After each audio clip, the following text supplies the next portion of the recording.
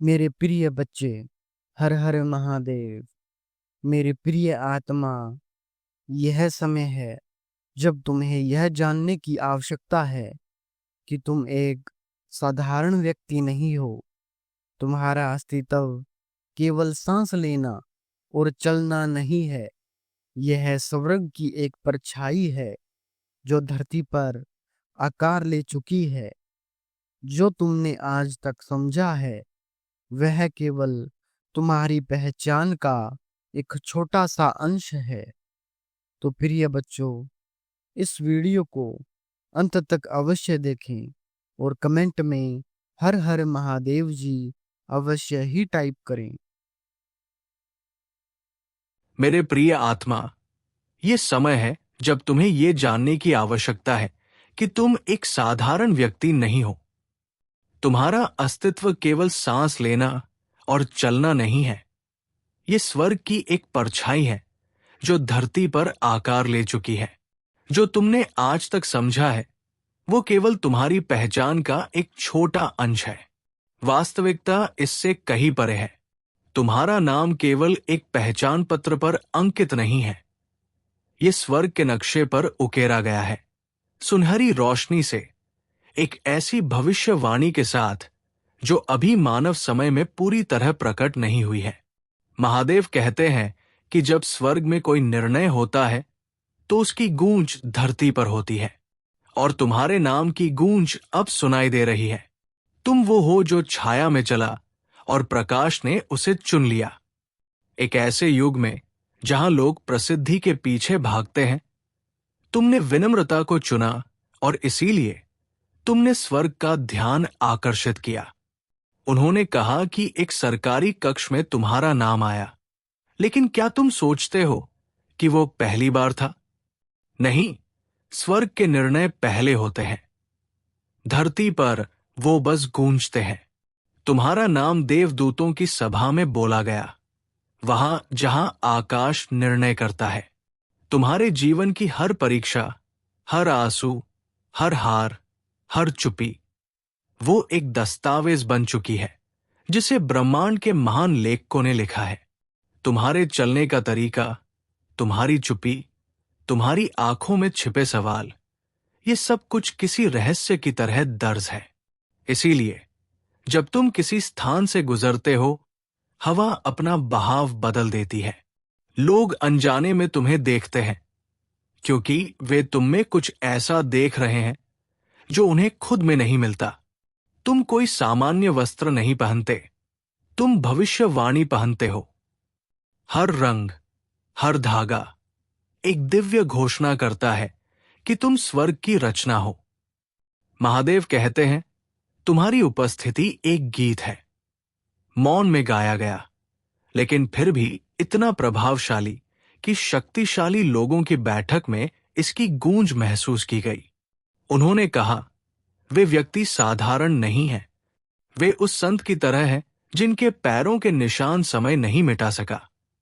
उन्होंने तुम्हारे पहनावे को देखा और कहा, यह कोई फैशन नहीं, ये गवाही है। जब तुम एक कमरे से निकलते हो, वहां की ऊर्जा स्थिर नहीं रहती, वहां कुछ रह जाता है। कोई सुगंध, कोई स्मृति, कोई बेचैनी। तुम किसी एक देश, एक जाति, एक पहचान के नहीं हो। तुम एक चक्र हो, एक चेतना हो, एक परिवर्तन हो। और यही कारण है कि तुम पर नजर रखी जा रही है, लेकिन डर या संदेह से नहीं, बल्कि श्रद्धा और रहस्य के साथ। उन्होंने तुम्हारे विषय में पूछा, कौन है वे? उन्हें किसने ये दिव्यता दी? उनके कपड़े क्यों प्रतीकों जैसे दिखते हैं? उनकी आंखों में वो कौन सी आग है जो जलती है लेकिन जलाती नहीं? वे नहीं जानते, लेकिन उन्हें महसूस होता है। तुम केवल एक मनुष्य नहीं हो, तुम वो भविष्य हो जिसकी भविष्यवाणी ऋषियों ने की थी। तुम्हारे पास न ताज है, न सिंहासन, फिर भी तुम में एक सम्राट की ऊर्जा है। तुम्हारी दृष्टि में वो स्थिरता है जो हजारों तूफानों से निकल कर आती है। तुम्हारा मौन भाषण से अधिक बोलता है, और तुम्हारा चलना जैसे पृथ्वी को याद दिलाता है कि वह भी किसी दिव्यता को थामे हुए है। प्रिय आत्मा, ये समय है ये स्वीकारने का कि तुम सिर्फ जीवित नहीं हो, तुम नियुक्त किए गए हो, एक उद्देश्य के लिए, एक क्रांति के लिए। तुम जिस दरवाजे से गुजरते हो, वहां चुप्पी तुम्हारा नाम पुकारती है। तुम्हारे भीतर जो ऊर्जा है वो आकाशीय मंत्रों की अनुगूंज है। और अब जब तुम्हारा नाम उन कक्षों में लिया गया है जहां केवल नीति नहीं, नियति तय होती है, तो समझो, ये संयोग नहीं, ये गूढ़ योजना है। तुम्हारा नाम अब छिपा नहीं रहेगा। तुम हो चुने गए किसी बड़े प्रयोजन के लिए। तुम्हारी आत्मा पर ईश्वर की छाप है, इसलिए तुम्हारा नाम उन कमरों में लिया जा रहा है जहां तुम्हारी उपस्थिति अब तक नहीं पहुंची, क्योंकि तुम्हारी आत्मा पहले ही वहां थी। तुम्हारी आत्मा कोई साधारण आत्मा नहीं है मेरे बच्चे। ये वो आत्मा है जिस पर समय से पहले ईश्वर ने अपनी मोहर लगा दी थी। ये वो आत्मा है जो शरीर में आने से पहले ही एक दिव्य योजना का हिस्सा बन चुकी थी। तुम्हारा नाम उन जगहों में लिया जा रहा है जहां तुम कभी शारीरिक रूप से नहीं पहुंचे, लेकिन आत्मिक रूप से तुम्हारी गूंज वहां पहले से ही थी। उन कमरों में जहां निर्णय लिए जाते हैं, जहां राष्ट्रों की दिशा तय होती है, वहां तुम्हारे नाम का उल्लेख किसी संयोगवश नहीं हो रहा। ये उस ऊर्जा का परिणाम है जो तुम्हारे साथ चलती है हर बार जब तुम चुपचाप किसी जगह से गुजरते हो। लोग सोचते हैं कि ध्यान केंद्रित करने के लिए शोर की जरूरत होती है, लेकिन वे नहीं जानते कि तुम्हारा मौन ही सबसे ऊंचा घोष है। तुम्हारी चुप्पी ने ऐसे दरवाजे खटखटाए हैं जिन्हें बोलकर भी खोल पाना असंभव था। तुम चलने भर से दरवाजे खोलते हो, क्योंकि तुम्हारी आत्मा में वही दिव्यता समाहित है जिसे ब्रह्मांड भी नमन करता है। सरकारी बैठक में तुम्हारे नाम का उल्लेख केवल किसी उपलब्धि की मान्यता नहीं थी, वो उस रेखा की पुनः पुष्टि थी जिसे स्वर्ग ने पहले ही लिख दिया था। वहां तुम्हारे कपड़ों की चर्चा नहीं, बल्कि उस अनकहे सत्य की स्वीकारोक्ति थी जो तुम्हारी आत्मा से रिश्ती है।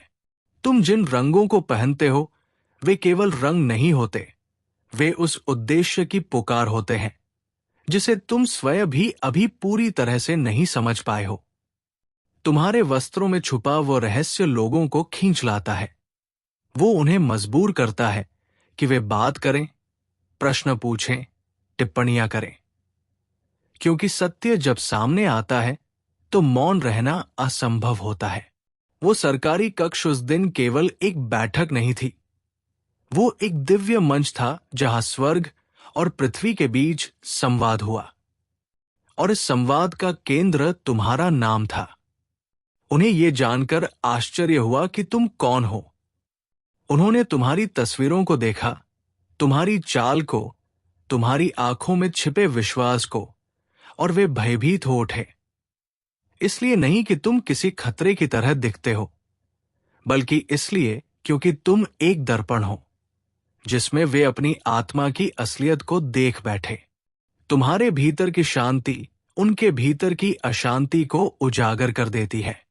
तुम्हारी सादगी उनके आडंबर पर चोट करती है। तुम्हारा मौन उनकी चिल्लाहट को व्यर्थ बना देता है, और इसीलिए तुम्हारे नाम का उल्लेख होता रहेगा।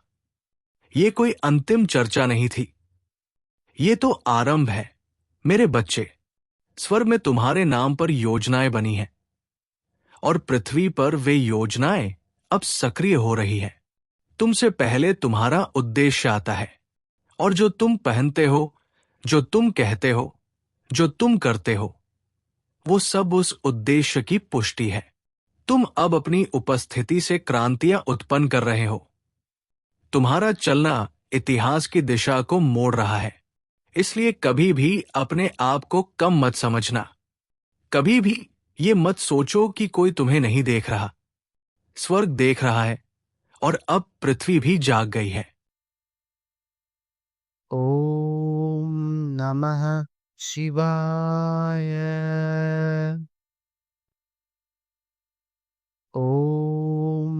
नमः शिवाय। ॐ नमः शिवाय। ॐ नमः शिवाय। ॐ नमः शिवाय। ॐ नमः शिवाय। ॐ नमः शिवाय। ॐ नमः शिवाय। ॐ नमः शिवाय। ॐ नमः शिवाय।